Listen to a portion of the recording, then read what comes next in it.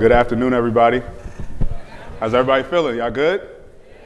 Y'all had a long day here at Render. I know it's a marathon. We still got the rooftop, we got the after parties, but I'm gonna just borrow y'all time for about 30 minutes. First things first, I'm gonna introduce myself. So I'm Ayo Duyule. I'm gonna start with my personal background. I'm a first generation Nigerian American. Shout out to any Nigerians in the building. You see the shirt, Lagos, we here. But I'm also from the DC metropolitan area, PG County. Anybody in from PG? Yeah. It's a few. I'm an avid traveler. I've traveled to over 20 countries and just love seeing different places. And lastly, I'm a marathoner, so I love to run. I've ran 2 marathons. If y'all live in Atlanta or DC, y'all probably catch me gasping for air on the street as well too, but I just love to run as well. So going into my professional background, I'm a senior technical PM at Google. I'm an adjunct professor at Temple University. I'm a co-founder of TextGiving, which is a platform that connects underrepresented professionals with career opportunities and pays it forward to the next generation of technologists. And I'm also an ex-product manager at Meta and Microsoft. All right, so today you guys are here to talk about what a product MVP is and how to actually scale it. So let's start off with what a product MVP is. So a product MVP is a minimal viable product, and with a product that has the features that are just enough to attract your early customers. So when you think about a product MVP, really what you want to focus on are what are the core features that are going to attract my user? What are the 2 features that are going to get somebody to say, this is a product that I want to pay for as well too? So when you think about that as a product manager or as a founder, why is this important, right? Why don't I just create a very big, robust product? Well, one, this will save you a lot of money. And everybody here likes to save money, right? I'm assuming so. Right? When you spend tens of thousands of dollars on a product that may not even work or customers don't receive well, you're going to fail early as well too.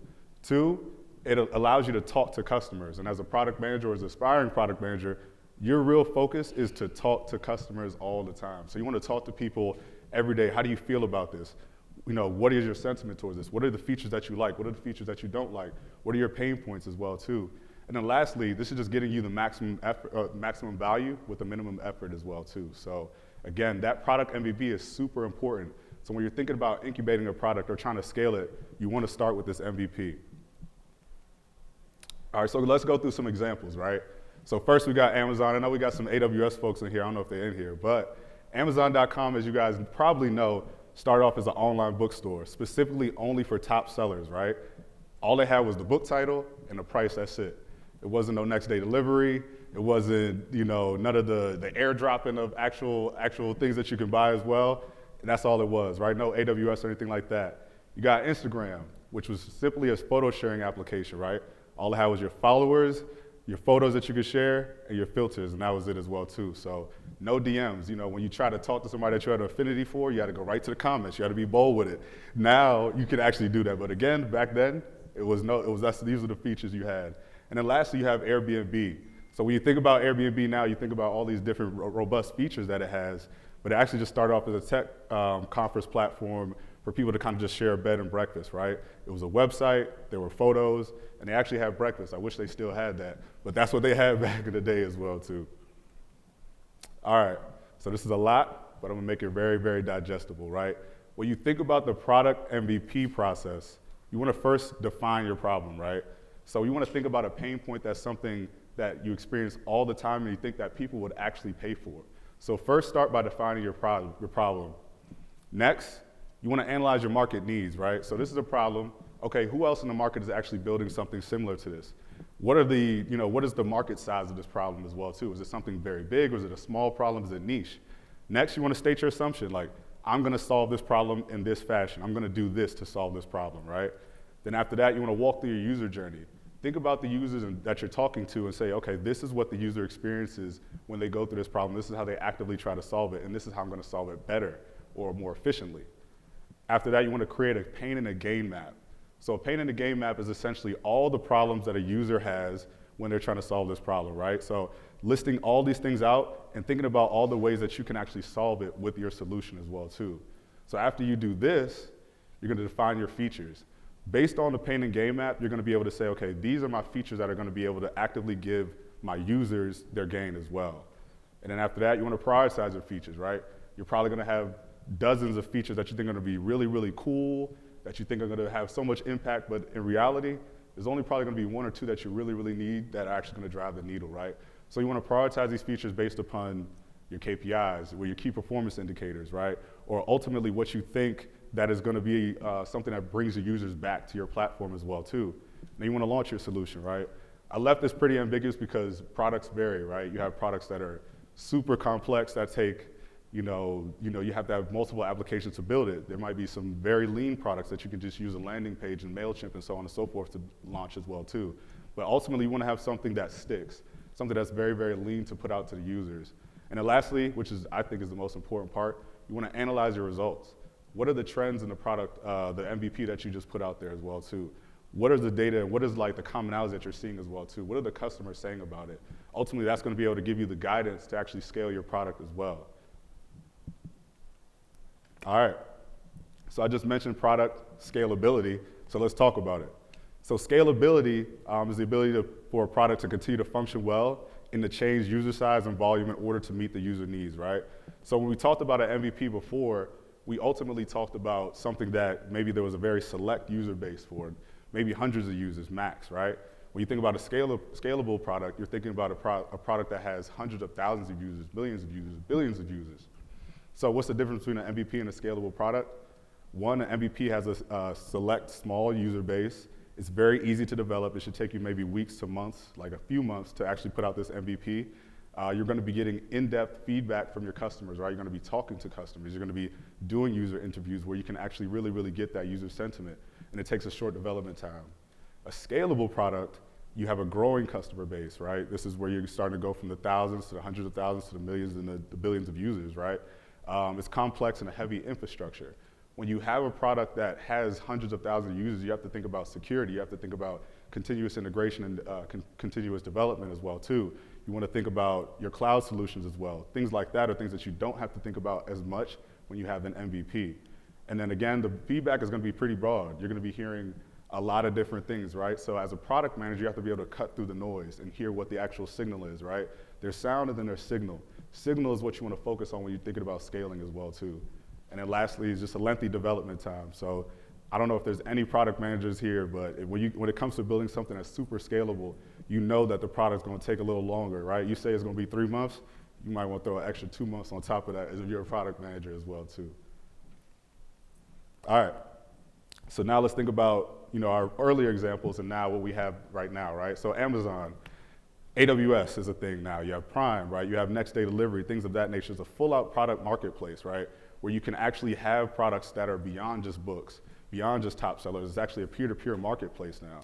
Instagram, we know that they be copying, sorry, no offense to all the Meta people here. We know that they be copying everybody's app, but stories, reels, DMs, all these things are new features that make it feature rich and things that have billions of people on the platform. And then you have Airbnb, right? Think about the amenities features, the ratings, and actually before, Airbnb did not even allow you to pay on the actual application, which you can do now as well too. So, the steps to take to scale a product as a product manager. One, you want to analyze the trends of the user sentiment, right? You've gotten a lot of signal now. You've gotten a lot of sound and people giving you feedback. So what are you going to take to, what is the signal that you're actually going to take and say, okay, these are the actual trends that I want to double down on and scale, right? Two, I know we talk a lot about negative feedback, but you also want to focus on the early adopters, right? Why did you like this product so much? What do you love about it? Because these people are going to be the people who are going to do your foot marketing for you, as a sense too, right? So you want to talk to them about why they love the product, and you want to double down in that area. Again, after that, you want to refine your product features for only the top features that users would actually pay for, right? When somebody says they love something, are they willing to pay for it? That's a signal that you actually want to double down there as well too. Next, you want to scale out and build your scalable infrastructure, right? Cloud services, database, security, continuous integration and development as well too, testing, automated testing. Things like this are super necessary when you have a scalable product that aren't as applicable when you have an MVP. And then you want to develop a marketing strategy, right? A lot of people who are interested in product management are not sure where marketing comes into play, but this is definitely where it comes into play, right? You want to think about how you're actually rolling this product out and people are actually accepting the product as well too. Are you partnering with different companies to roll this out? Are you doing some sort of paid marketing for this as well too? All these are things that you need to think about as a product manager when you're scaling a product as opposed to MVP. And then lastly, it's an iteration, right? It's a continuous cycle. You're going to rinse and repeat, and ultimately you're going to see that the product is going to scale, and it's going to be, from thousands to hundreds of thousands to millions to billions of users as well too. So we talked about scalability, but there are some ways that it can go wrong, and there's right ways to do it as well too, right? So as a product manager, it is definitely frowned upon to grow multiple features at once without having user sentiment behind it as well too.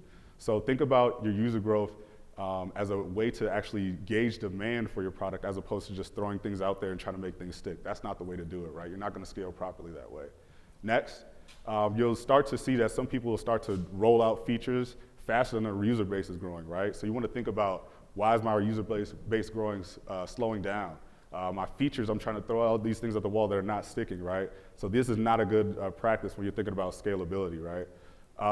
Second, when it comes to things that you're doing right, your business is gonna be hitting key performance indicators, and your growing revenue and user base is gonna continue a steady increase as well too, right? There's a lot of different ways to look at growth, whether it's at a macro level, you see a straight up curve or a bell curve or things of that nature. Those are usually good indicators, but what you don't want to see is seeing just things that are fragmented, things that are just not looking shaky, not looking strong as well too. So again, as a product manager, you want to analyze, am I having consistent growth? Am I seeing that my users are responding well to this product as well too, consistently? Again, you don't want to build a product that doesn't have the infrastructure in place for it already, right? When you start to scale, you want to make sure you have your infrastructure in place. So again, security, automated testing, things of that nature are good indicators that you're ready to actually scale. But if you don't have this, things are going to crash and crash fast as well too. You'll know that you're getting your scaling right when you're seeing more organic growth, right? Ultimately, as a big company or any kind of business, you're still going to have to put dollars behind your growth. However, you're going to see more inbound growth as well too. More users coming onto the platform without marketing dollars as well too. And that's usually a good indicator that you're actually growing in the right way. And then lastly, as a product manager, I know we hate this, but we got to look at that backlog, right? There's plenty of defects that are going to come as you're scaling, right? But are you actively resolving them? I'm not sure how many people heard about SLA, but a service level agreement is pretty much something that you have in place with your engineers when you say, hey, when things break, I'm going to solve this within 24 hours. I'm going to solve this within a week. If you're actively hitting your defects and getting those solved within those service level agreements, that's going to be something that says, okay, I'm scaling in the right direction as well too. All right, so why scaling properly is important? Well, one, as a product manager, focus on your top level metrics, so revenue is very important. So when you scale the right way, your revenue is gonna increase.